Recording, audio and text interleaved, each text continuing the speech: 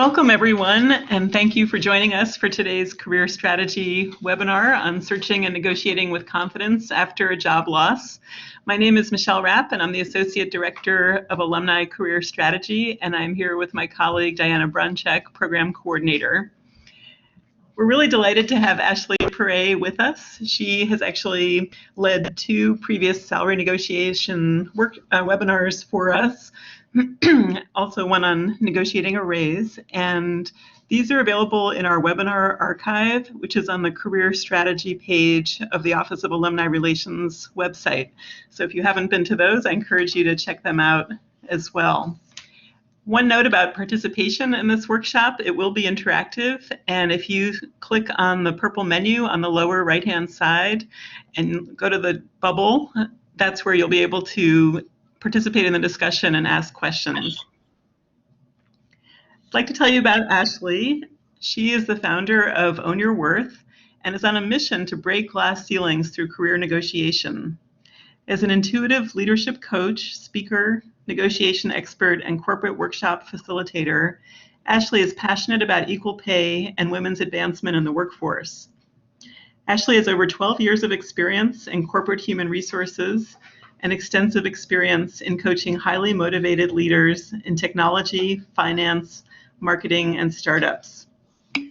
Ashley coaches private clients ready to reach the next level of their careers and consults with organizations to create and implement fair pay and women's leadership advancement programs.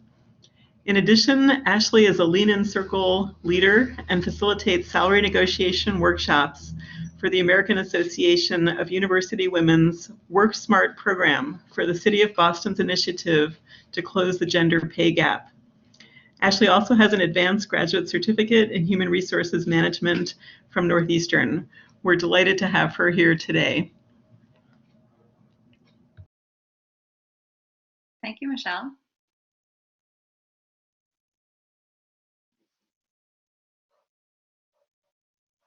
Ready to get started?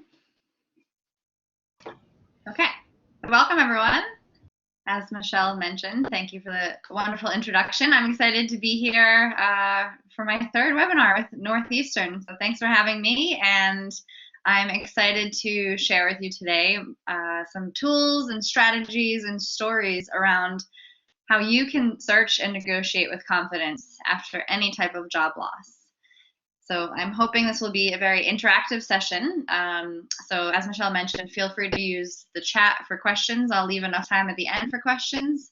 And also, if something comes up in the meantime, feel free to post it there. So let's get started. And I'd love to share with you a little bit more about my story. So my corporate background is in HR. And I've spent over 12 years working in primarily technology organizations, consulting firms, and a bit in pharma, both here in Boston, New York, and New York City. And so I want to share with you a bit about my pivot and why I left HR, even though it was a career that I enjoyed and loved and was, successful by many external standards.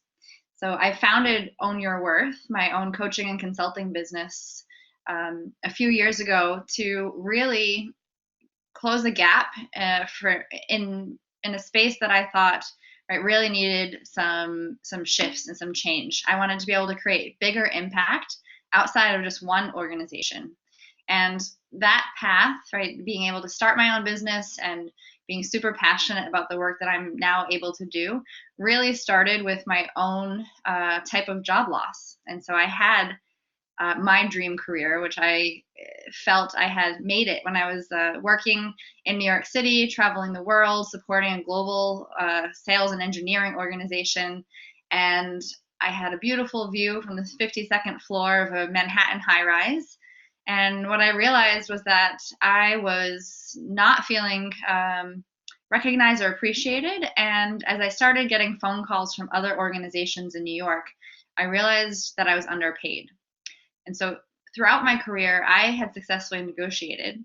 But in this particular culture and company and time in my career and at the level I was, I realized that I had stopped asking.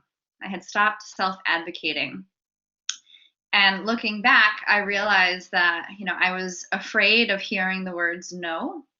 And so that led me to wait and wait. And then finally, when I made my ask, I was told no.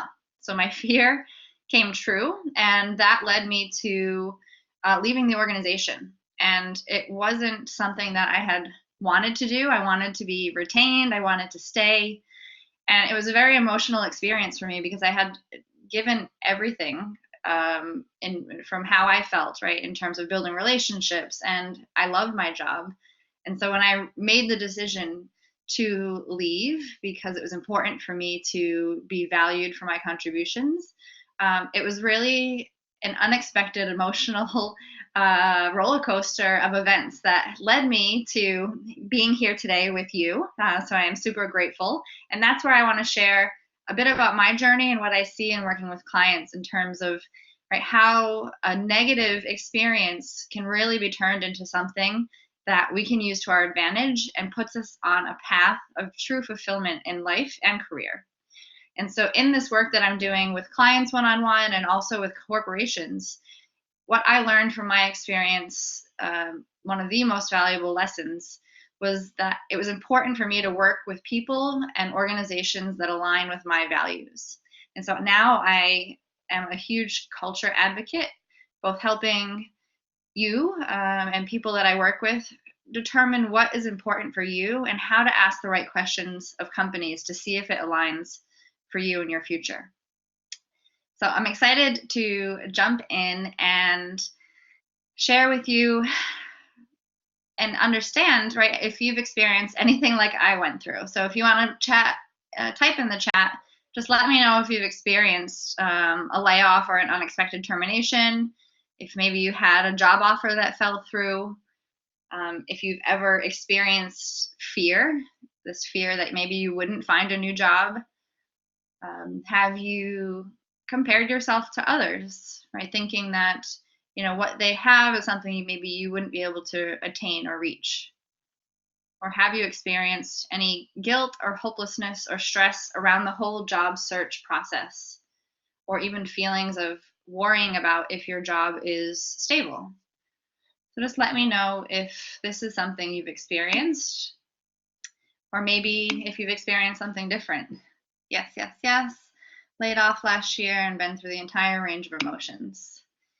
Yeah, what we experience in corporate America, we're not often prepared for, right? And there's usually no training, especially around negotiation, in our lives or in our even schooling, unless you're going through an MBA or certain programs. So yes, corporate downsize, all of them, which led me to have a very dim view of HR as they were not supportive. Yes, stress, am I even hireable? The common self-question. We're going to dig into that one today because you are absolutely hireable. And one of the biggest compliments I received in my career while I was working in HR was, wow, Ashley, you're not like any other HR person that I know. And that always resonated with me, and that's part of the work, or part of the reason I'm doing this work now, is because I truly believe, right, that HR can be a business partner, but it can be difficult to walk that line to support the company and the employee. So I'm going to share with you some HR insider insights today on how to manage this process and how to let go of any self-doubts and fears that you may be hanging on to, or that may be coming up if you're looking. So if you resigned in lieu of being let go, that's also right. Job loss can be many different things.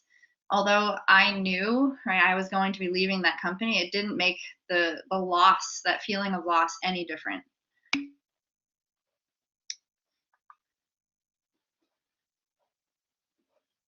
So, who do you think you are? I want to jump into asking you this question because really our job search process and our career growth and being able to get to that next level, whatever it might be, really does start with ourselves. So who do you think you are, right? I want you to just do a quick pulse check and consider, right, how do you speak to yourself about you.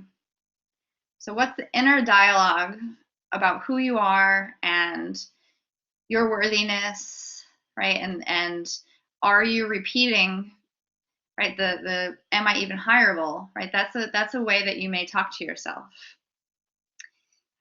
Excuse me. Do not want to lose you. I have to plug in my laptop. So checking in with yourself to do a pulse check and saying, wow, what is the dialogue internally around my job search? Because the way that we speak to ourselves is first and foremost, right, the most important type of dialogue and communication that we have, because it's important for us to believe in ourselves in order to convey that to others.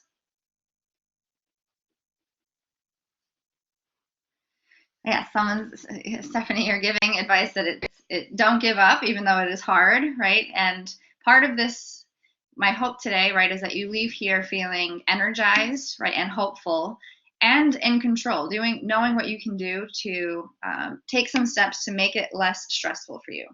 So understanding how you think about yourself and speak to yourself, and replacing any negativity with something positive. And it's a daily practice, but it's really key to know that, right, business decisions are made every day, and it doesn't necessarily mean it was about you. And so I know it's hard to separate the personal emotions and the personal feeling, because we invest so much in our careers and our companies and the people we work with, right? But if you try to untangle, right, your self-worth from your paycheck or your title or what you do. So self-talk examples would be, I bombed that interview, or I'm never going to be able to get a new job, or am I even good enough? Will I be able to help another company? So any negative thought process about ourselves, right, that's usually based in emotion and fear, versus a positive self-talk, right, would be I am enough, right? I am worthy. I'm going to share a few more of those in a second. So knowing who you are, right? First of all, the way you talk about yourself, and then what do other people say about you? So whether or not you are thinking about leaving an organization or you've just left an organization, right? What are people saying about you to you and to others when you're not around? So do you understand, right, your how you're impacting and delivering on who you are at work? So are people saying great things about you? Do people enjoy working with you? It's really important for you to ask, to be able to get some feedback around, right, what do people think of you? Because we're often our worst critics. And until we ask for that feedback, it's easier to think that, right, we did a terrible job, versus getting feedback from people that we trust, that we've worked with. So I have my clients do this amazing exercise, and I encourage you to try it as well, is go out to 7 or 10 people that you know, that you trust, that you can ask them this question. So just let them know you're doing a homework assignment to help you build up your resume, and you would love to know what are the first 3 adjectives that come to mind for them when they think of you. So if you poll 7 to 10 people, right, you'll have 30 adjectives that describe who you are from other people's perspectives. And when you have that list, you get to decide, right, wow, first of all, what is on here that surprises me? What am I missing from my own perspective? And then also, right, is this how I want to come across? So having a great understanding and pulse on what others believe you to be is really a wonderful exercise to know, again, how amazing you are and how you've impacted other people's lives positively. So another thing that I want you to pause and think about as you're moving into potentially a new job search is, and this is in life in general, right? Are you striving to be respected or liked? So when we especially at work, want to be liked, right? We often give away our power, or we give in, right? Or we don't say what we want to say because we're wanting to fit in. And building relationships, especially at the beginning of a new job, is important. But it's really a matter of you wanting to be, right, respected for the work and contribution you make first, right, and being liked second. Yes, the people pleasing, right, messaging or actions makes you unhappy in the long run. And it's impossible for us to always be, right, perfect to everyone else. There's no such thing. So, do you know what is absolutely true about you and your work? So no matter where you are currently in your career, taking, right, this pulse check to say, where am I, right? This is your baseline to figure out, where am I, so you know how to get to where you're going. And so getting really clear about what is true about your experience, the projects you've worked on, the difference you've made, the bottom line of the organizations you worked on, how have you contributed to that? And what's true about the way you show up when you go to work? Right? Are you someone that is committing to a new organization, who is loyal, who wants to grow and learn? Right? So getting really clear about who you are is the first step in being able to gain the confidence that you really want to be able to speak up in your truth and find the next role or company that is aligned for you in your future. So before we get into the strategies piece on, right, how to confidently negotiate, and I want to be able to answer your questions since you're joining live today, I think it's really important to work on our mindset and emotions. So as humans, we are only responsible for our actions and reactions to the world around us. And even this is hard, right, even for me, especially growing my career and having, right, a negative experience or the answer no, right? It's really ultimately up to us to choose, right, how we manage our emotions and our reactions. Even if someone, right, doesn't do something we agree with or is, technically, right, in the wrong or whatever it might be, we can't control everyone around us. We can't change a company's mind, but we can work on our own mindset and emotions. And what that looks like for me, and this is what I want you to know and try on, is that, right, there really is no failure in life. Now, we're not raised this way, right? We're raised to study hard and get good grades, to play sports and, right, celebrate a goal because it's an instant gratification, right? But I want to offer you a different perspective that, right, you're either winning or you're learning. And so no matter what opportunity, right, comes across, right, whether you succeed or not, it's an opportunity for you to really learn. And it's an opportunity for you to step into, right, maybe an uncomfortable place to stretch your capabilities, to really see, right, what it is that you have within you that can make it work. And so it's really about experimentation. And I work with clients. One of my clients, right, was really afraid to speak up and ask for her promotion, even though she felt she was already acting in that role. And so part of this was her building her case and just starting to have conversations with her boss step by step to be able to set the stage to make her big ask. Right? And once she took that action, she started getting more confident, and she had a great conversation with her boss, and they were able to both talk about, right, what went really well, what he appreciated about her and her approach to making her ask. And so something that she felt was so daunting and scary, right, became an awesome learning opportunity for her to get closer to her boss in terms of building that relationship and trust. So you have not failed, right? You are in the process of learning one of many life lessons that we all learn. And I want to also remind you that, right, your self-worth is not defined externally. So again, in our culture and perhaps maybe the way we are raised, or we're always striving for that next goal, or we're always looking, right, to be perfect. That doesn't define who we are, right? Our self-worth isn't about our title or our paycheck or where we live, right? It really is about how we feel about ourselves and how we treat others.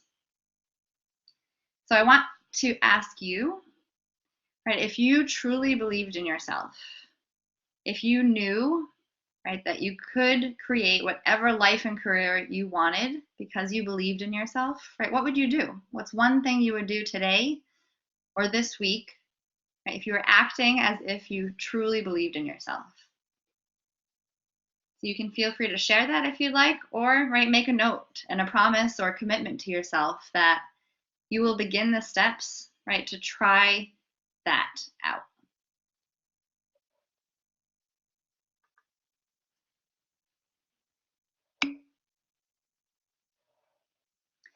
Sure. So my question, I can repeat that. My question to you is, right, if you truly believed in yourself, right, if you were confident, if you had no fears, if you truly believed in yourself, what would you do? What's one thing you would do today, right, if you truly believed in yourself? If you didn't have those negative self-talking in the back of your mind, right? If instead you truly believed in yourself, what would you do? Right? For me, it was start my own business. Right? I was able to move through the emotions of that job loss and realize that, you know what? I'm here for a deeper purpose and deeper meaning, and I want to serve on a greater level. I want to create a deeper impact. I really want to change corporate America, and I want to work with people who are ready to make that happen with me. Instead of me focusing on changing one organization, CEO and VP and employee at a time, right, I said I need to create an army of people helping me to do this within all companies. And so I took the leap. I started my business on the side, and then I went into it full time. So that's what through the negative emotions, right, of leaving my perfect job, I actually landed on my true path and my purpose. So yes, Paul, you say you'd step out and try something new. Yeah, Alexander, you'd consider a career change. Because if you pause and think about the emotions you're feeling, the mindset, right, so many of us are just on that path, right, that's been created for us. We're on the should path. And when we actually get really self-aware, we often want something different. And that's where this opportunity comes in for you to open a new door, right, and get really excited about wherever you are in your career, right, versus feeling the negative or fear-based thoughts.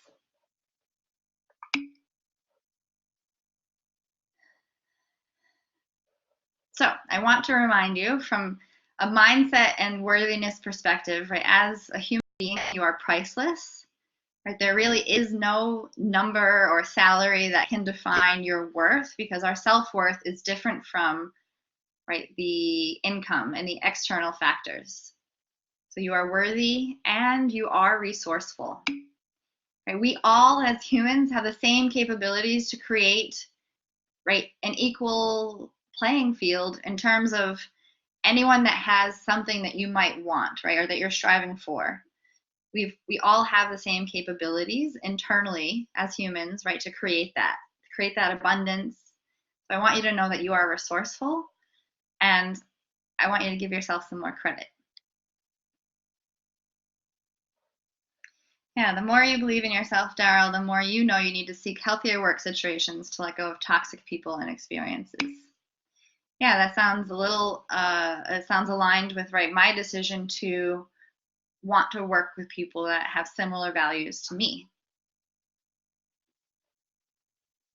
And the should path can turn into a rut that's hard to get out of. Yeah, but it's not impossible. So just noticing, right, what shoulds you have. It just really starts with noticing and choosing one or two to shift. And also having a supportive group of friends or family or coworkers or a coach or someone that you trust that you can talk through that has your best interest in mind, not the needs of everyone else around you.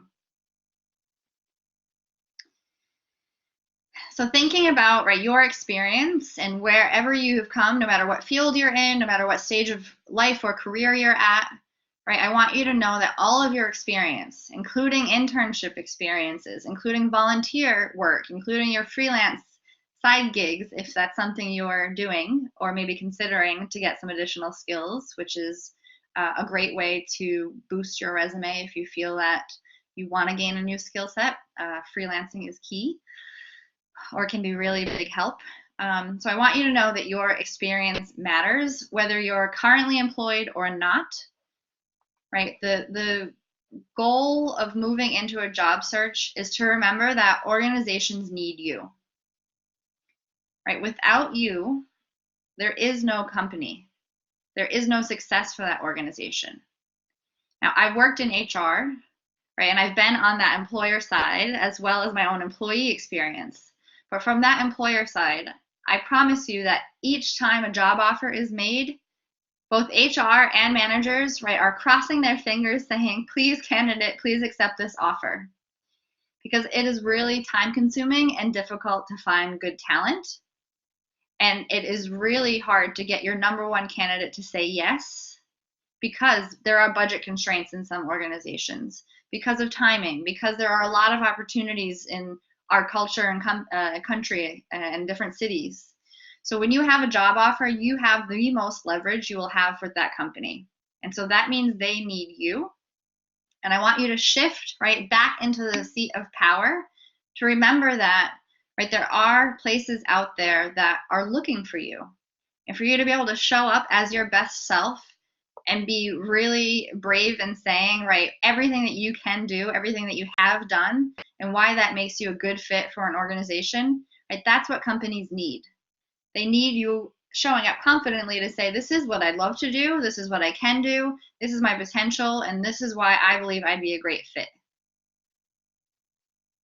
So remember that you are being paid for the job that you're going to do and the contribution that you will make in the role that you're moving into. So this is not about, right, are you currently employed or not? Right? This is about, can you do the job? And what contribution will you make? Because if you have that offer, that company believes that you can do that job, and that's why they want you. So it doesn't have anything to do with your old salary, right, or where you currently are. And as a reminder, in Massachusetts and many other cities and states, it is now illegal for companies to ask you for your salary history during the interview process. So you do not have to share your current or past earnings with an employer, because that's legislation is coming out, right, to reinforce equal pay laws. Because if you share that you're being underpaid, right, that only perpetuates the gap. So what you're looking for is to be paid fairly and competitively for the job that you're applying for. Yeah, I think they might have that law in San Francisco. There are some basic unequal pay, equal pay laws, right, that were signed by JFK in the 60s across the U.S. But the legislation has been getting tighter because companies haven't been following the rules. I'm just going to take a quick look at the comments here. So the hiring process seems broken. Employers are afraid to take a chance on employees. They're more willing to ghost people than ever. Yeah, so I hear that a lot, right? And I know it's frustrating, right, when you're sending resumes into the ether, right, into a black hole. But it's really great to try making, right, a connection via LinkedIn, or inviting, someone in the organization out to coffee to really understand, first of all, if you're really interested in working there, and, right, what's the best way to get seen. So know that, right, if you are very clear on the type of roles and companies that you apply to, it's much easier to get a response versus just sending out, right, hundreds of resumes to different roles and hoping something sticks. So the more specific you can be and the more picky you can be to where you apply, right, the better response you will get. Yeah, so I'm curious, right, why, in terms of this being ghosted, right, if you don't hear back from an employer, right, why is it soul crushing for you? So if you remember, right, that from the employer standpoint, right, they're running a business. They may or may not have an HR or recruiting team. They may or may not have managers that have been trained. They may or may not be using a system. And I'm not saying this to give excuses for employers, but I want to remind you that it is not personal. And yet we take it personally, and it makes that recruiting process so much more stressful for us. And if you remember that if that's the way companies are treating employees, you're actually saving yourself from being a part of a culture that may not, right, be the best place for you. So you want to work with organizations that have invested in its people and the processes around that. So if a company really ghosts, right, you can say thank you. This shows me, right, this is not the best place for me.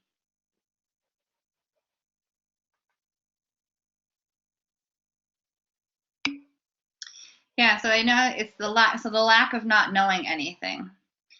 So we're gonna talk about how to know, right, your skills, your strengths, right, what you really bring to the table, because we can never find out. Sometimes even if we specifically ask companies for direct feedback, right, as to why we weren't hired, there's so many moving pieces and factors and things changing internally that, again, it's most likely nothing about you.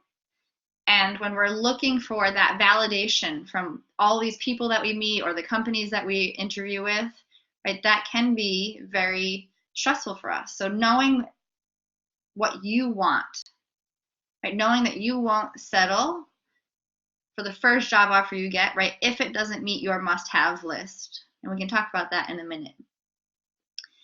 But I want you, again, to remember that you have, right, the power here. You have options. You have choices to make in your life.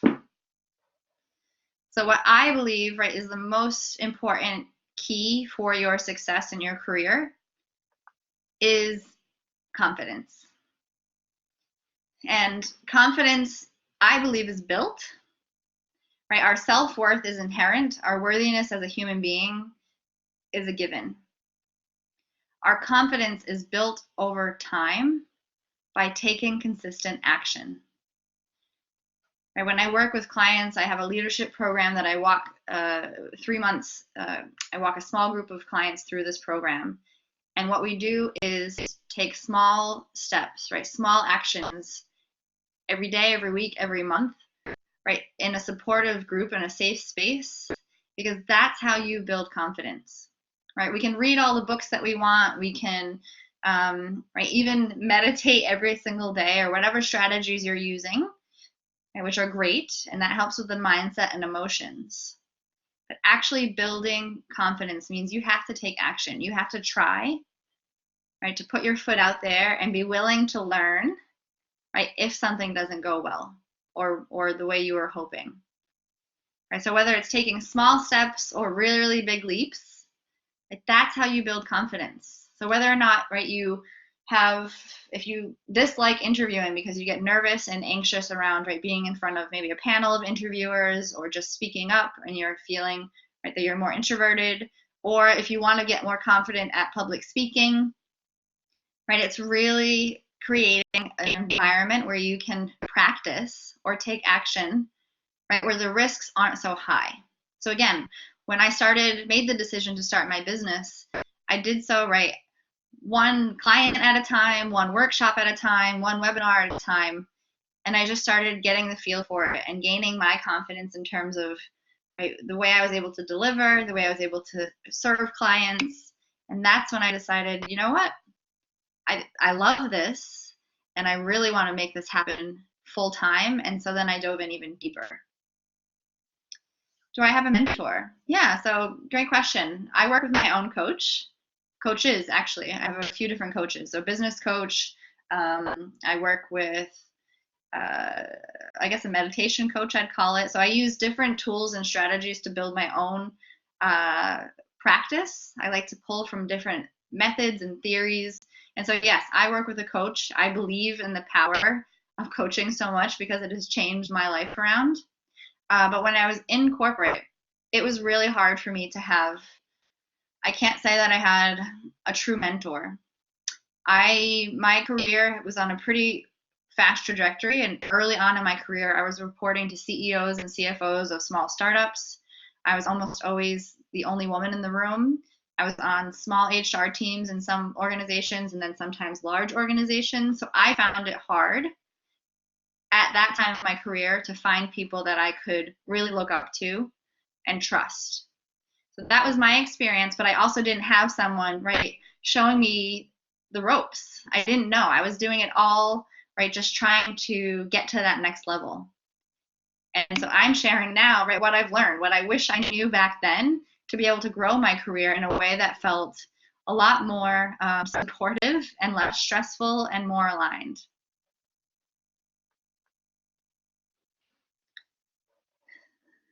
So how can you prepare your case? Okay, so I want to talk a bit about the negotiation phase of getting a new job, right? Or even asking for a raise or a promotion if that's interesting to you right now.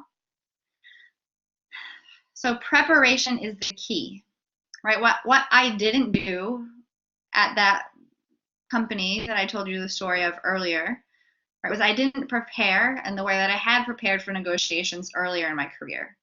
Because I was emotional, because I was upset that I hadn't spoken up sooner. I was upset with myself, and I was upset that, right, my company wasn't recognizing me, even though I was doing an amazing job, right? And then I was upset that an outside company was saying, hey, if you come over here, right, this is what it would be like. So that emotional, that was a big emotional ball of stress for me, led me to take action before preparing. Because I had waited, right? And then I just made my ask. So I made an emotional ask. I made an ask in the way that I've seen other people, right, use outside job offers as leverage to stay within a company. And it's usually never a good idea. But that's what I did. Right? And then my boss had an emotional response. So it showed me a lot about, right, what I was fearful of in the first place was the culture was not very supportive. It was not very open and it was not transparent. So me making my ask, even if I had prepared better, right, who knows what would have happened. But I do know that if I had prepared better, I would have been emotionally more resilient in terms of the outcome of no. So I want you to get really clear in your preparation process on what is your ideal outcome. So first, what are you ideally looking for? Again, if you truly believed in yourself, if you took out all the ifs and shoulds and what ifs, and if you truly believed in yourself, what is the ideal outcome you're looking for in your next role, in your next company, in your next boss? So I want you to have a list of your must-haves, things that you, right, 3 to 5 things that you will not waver on because they're really important to you. And those could be values or the way they treat people. It could be the type of product you're working on. So it's specific to you, but getting really clear on what your ideal outcome is step number 1 to building a great negotiation case. Because you need to be first clear on what it is you will walk away from. And this is how you feel empowered during the negotiation. Then you can think about your nice to haves, right? What are the things that you're willing to negotiate on? And the next piece, right, is what is your ideal income? So in doing your research on salary.com, talking with peers or friends or in HR, right, I use with my clients salary data to be able to help you understand the market for your experience and your industry. But getting really clear on what income would feel ideal for you and your family, right? So what is the number or the range that you're ideally looking for? Because having that clarity, again, is going to give you the confidence to negotiate. And this is about committing to yourself, right? That if you get below, right, your ideal range, you're going to really consider. You're going to negotiate and you're perhaps even going to walk away. So I want you to know that stepping into your clarity helps you have the confidence to negotiate, and it also enables you to feel really excited about going into a new organization. So although I help my clients negotiate, although I've had really great experiences negotiating and really terrible ones, right, I can't say that it's always comfortable. Right? So you may feel uncomfortable during this process, and that's okay. But the goal here is to prepare as much as possible so you feel right strong going into this.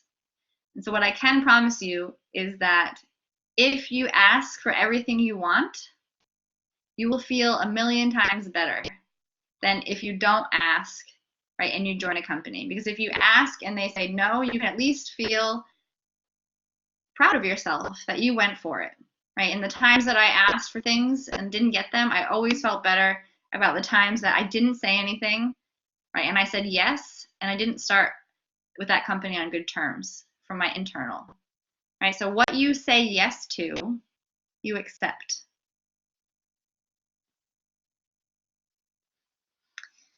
So how would I adapt this strategy when I'm negotiating while currently employed versus unemployed? I wouldn't necessarily, right? So without more detail, when you're feeling that you have no leverage, when you're feeling that because you don't have a job that puts you right in this disempowered position from the company, right, that's already setting you up to potentially right feel like you've lost. Now, negotiation is really a discussion between two parties. Right? Can you come to an agreement, a mutual agreement? Does it work for you and does it work for them?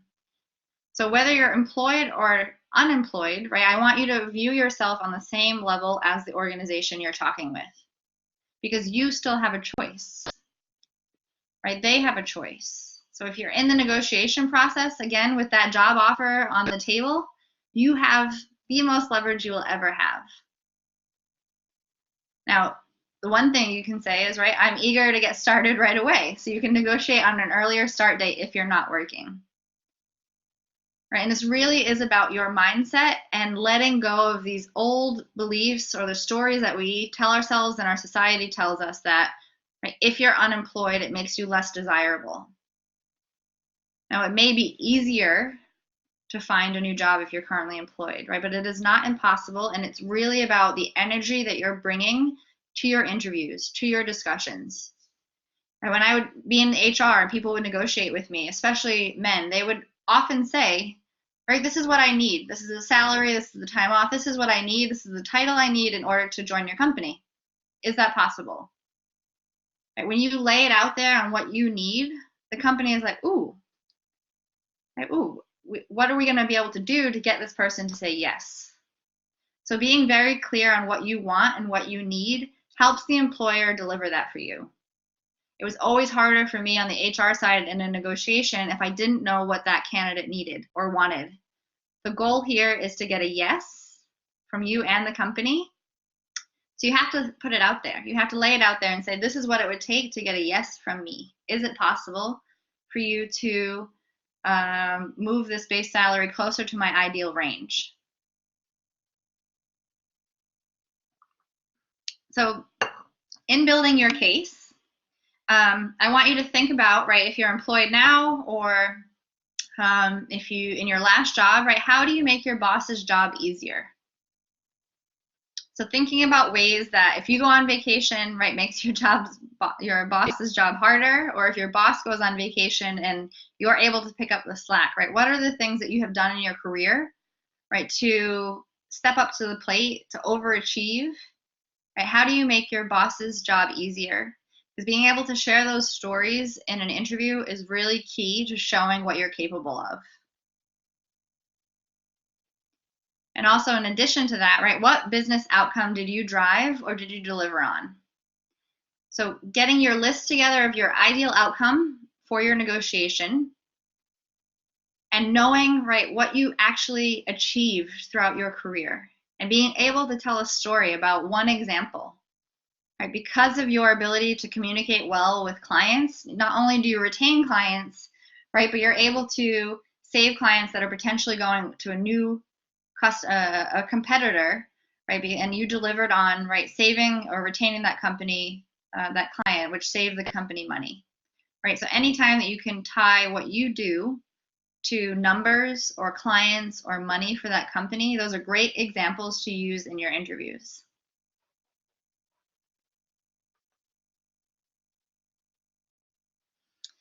So from the HR side, this is something you might come across when you are negotiating. Right, so you may hear deflection strategies from organizations. And so I want you to know that that's part of the negotiation process, and you can be prepared for this. So you may hear either HR or a manager tell you, well, this offer is non-negotiable. Right? Is it really? That may just be a technique because they don't want to get into the conversation and the back and forth, and they don't want to have to go back to their boss's boss to get approval. So if you hear my hands are tied, or right, if I give you a raise or a higher amount of money, it will disrupt internal equity, right? This is not a no. What I want you to think about all of these deflection strategies as, instead, are an opportunity to ask questions. So can you please tell me more? Are all of your job offers non-negotiable, or is it just this case? Right? What else do you need from me to make this case, right, on behalf of me? So what else do you need? What more information can I give you so that way you're able to go bring this case forward? Right? Can you please tell me more about your pay philosophy within the organization? Right? Where do I fall within the current range that you have for other people in this role? So getting really curious when you're hearing objections from employers tells you everything you need to know about that culture, the way they treat people, right, and how you're going to be able to grow your career when you're there.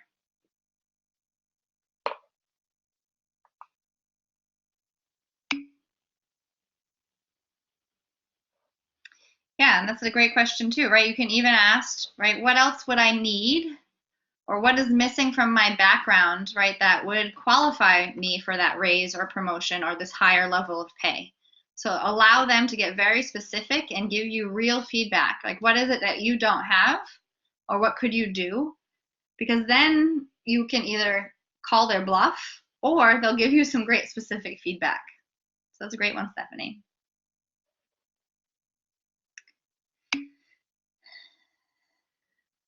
What about working through a recruiter?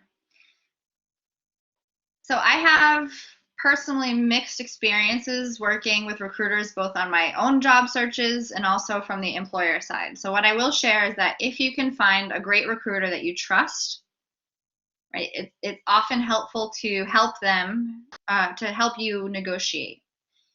But I want to also say that recruiters, right, are usually commission based, and they are being paid to get people in roles.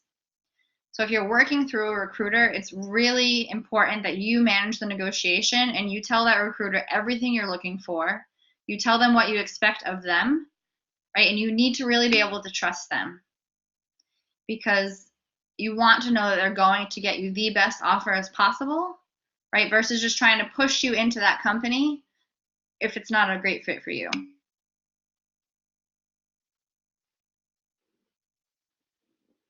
Yeah, and recruiters do have a great way to get you seen, right? But I want you to know that during the negotiation process, you're really negotiating with them, and you have to trust that when they go back to that employer, they really are advocating for you. So I'm going to come back to a few questions here. I just want to move on, and then I'll leave some time for questions. So I want you to take from our session today, I want you to have this takeaway, right? I want you to think about for the rest of the day, for the rest of this week, right, that you're going to start acting, right, as if you are the CEO of your life. I want you to act as if you are absolutely valuable to an organization.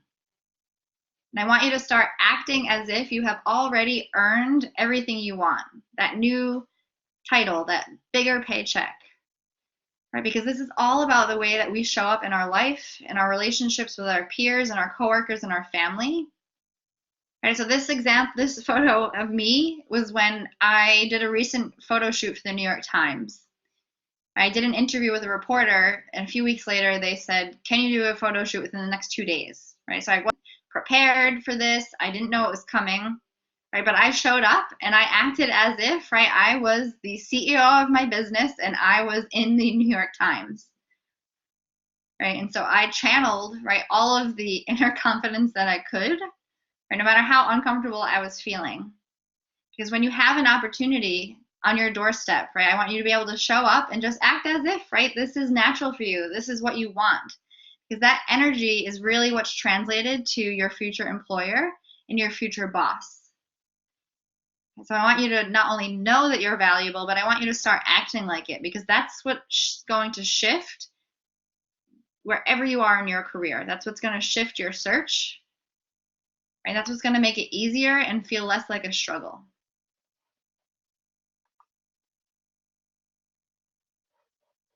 So, are you ready to go for it? Are you ready to, right, be the CEO of your life and let those companies know, right, what you bring to the table, what you're looking for, right, and how valuable it will be for them to have you on board on their team?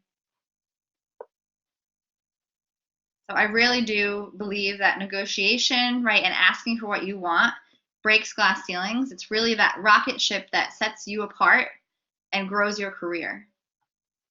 And I know from my clients' experiences, right, of negotiating $15,000, $20,000, $30,000 raises, that, right, it's possible for you, right, when you are really clear on what you want, right, to make it happen. And if you're in a company, right, or a potential company that you have any negative consequences because you own your worth, then I want you to know, right, that that's a lesson, that that's giving information to you about what that company is like, and it's not about you.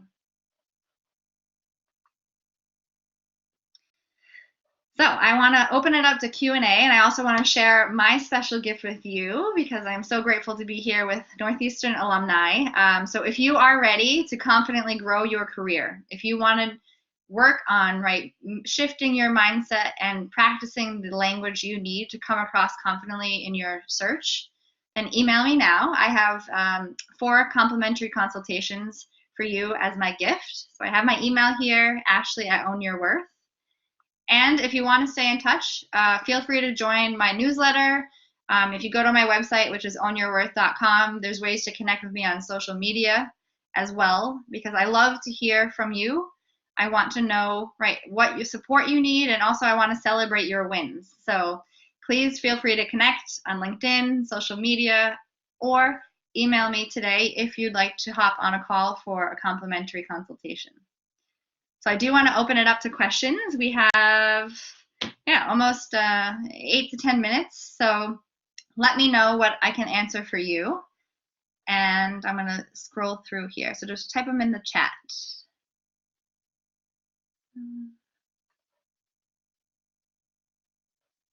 So Joanna, you asked, right, when getting an offer, do you negotiate right away or ask for a day to get back to them?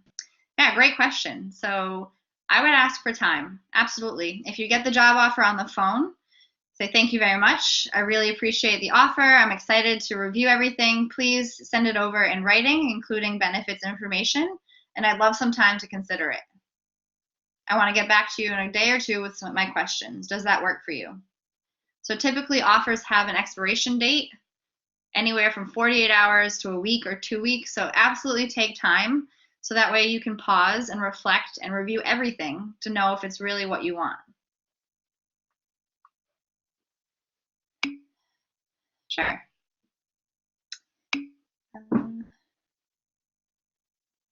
So this question, Gail, if you work in Massachusetts but the company is in Ohio, can they ask previous salary? If you're working in Massachusetts, no. So it's where you are working. So no matter if the employer has employees in the state, they have to follow the rules of that state. Any other questions? How do you negotiate needs? for example, scheduling. Yeah, so especially nowadays, right, getting your work from home calendar or availability or approval, right, during the negotiation stage is really key. And also asking about it, right? How do you handle the workday? What is the typical workday like here? Do people work from home? So negotiation, right, when you're thinking about your whole offer, getting a really strong and competitive base salary is key because that's guaranteed money and that's where your raises are based off of. And so if that's also important to you to have, right, a certain schedule or flexibility or time off, right, you just bring to the table, here are the few things that I'd like to chat with you about, because if we can make this work, right, then I'd be happy to join. So you just ask, right, I'd like to be able to work from home on Fridays. Is that possible? So the negotiation phase is you sharing, right, everything that it would take for you to say yes, and then seeing where they can meet you. But doing that up front and getting it in writing is really important. And knowing, right, if it's a must-have for you or a nice-to-have, because sometimes if it's a nice-to-have on the scheduling piece, right, maybe an additional $5,000 or $10,000 might make you say, okay, I'll do this. So it's really about what's most important to you in your life and career at this point. Wondering about balancing the fake it till you make it when you don't have any sexy experience on your resume. By sexy, I mean big name corporations.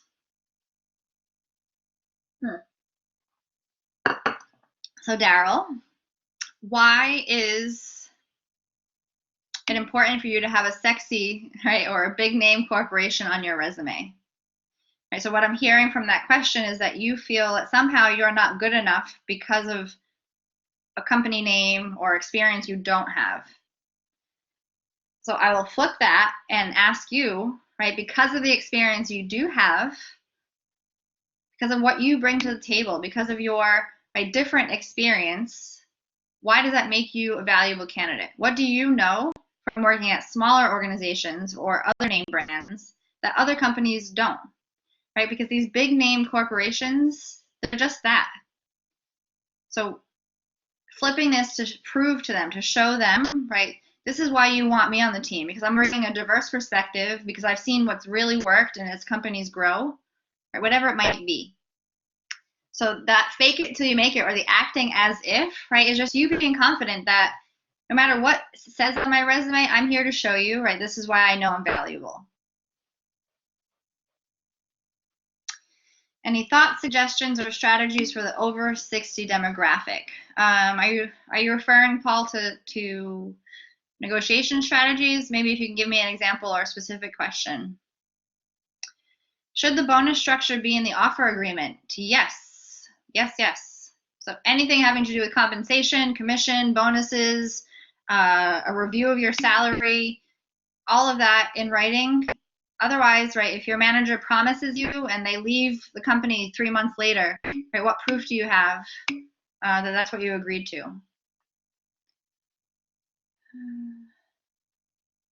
I'm in the field of design with no agency experience. All right, Daryl, I would encourage you to go to some of your clients, right, and ask them for some great reviews and what makes you stand out to them versus other agencies they've worked with. Stephanie, a lot of job descriptions say 5 years of agency experience minimum in the qualifications. You could consider working for a smaller agency to start. Yeah, and also, right, men and women apply to different roles depending on what they say. So, right, women typically don't apply if they don't have all the experience, but those job descriptions and postings, right, are suggestions. Again, it may be hard to find someone like you, so don't let that stop you from putting yourself out there. So if you're underpaid at your current job, how acceptable is it to ask for a large increase for a new job in a state that can ask income history? Above and beyond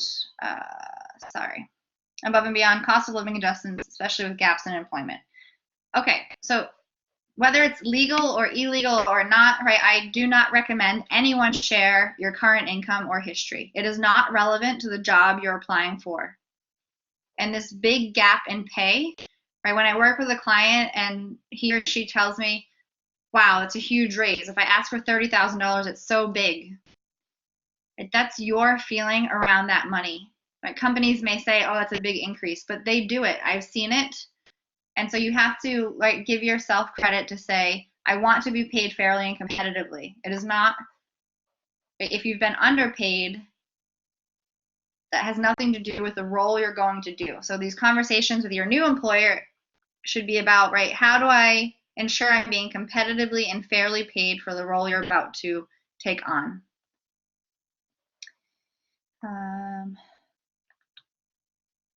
Does having several work experiences listed in your resume, each 1 year, 1.5 years, look bad when applying for a job? Does it look like you are not consistent, and how could you leverage that scenario? Yeah, Brenda, so this is, I think, changing in the HR field and company world. So I have worked at companies, right, that made it a rule, a process that if somebody didn't stay at a company for 2 years, at least 2 years, then we wouldn't hire them. Now, I don't agree with that. So this is about you having a confident story as to why you switched jobs, right? So can you share a story, right? What was it that you wanted? What was it that you needed? So thinking about, right, how you share your story and your reasons why, that's really what they want to know. They want to know your why. If you say, right, I just don't like any of the jobs, so get clear on your response about your why, and that should be enough. So I think we are at time, and I want to really thank you. So if I didn't answer your question, then please feel free to email me. And I want to encourage you to own your worth. And thank you so much for joining today. And thank you, Michelle, again for having me at Northeastern. So I really appreciate it, and it was great chatting with you all.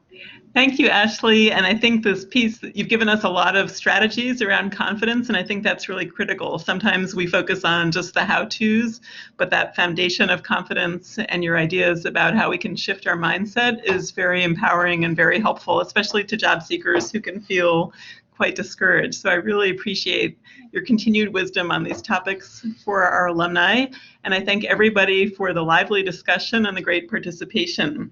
I do want to quickly mention our next webinar is on October 24th. It's going to be Podcasting 101, Why Every Business Leader Needs a Podcast. So I hope many of you will join us for that webinar.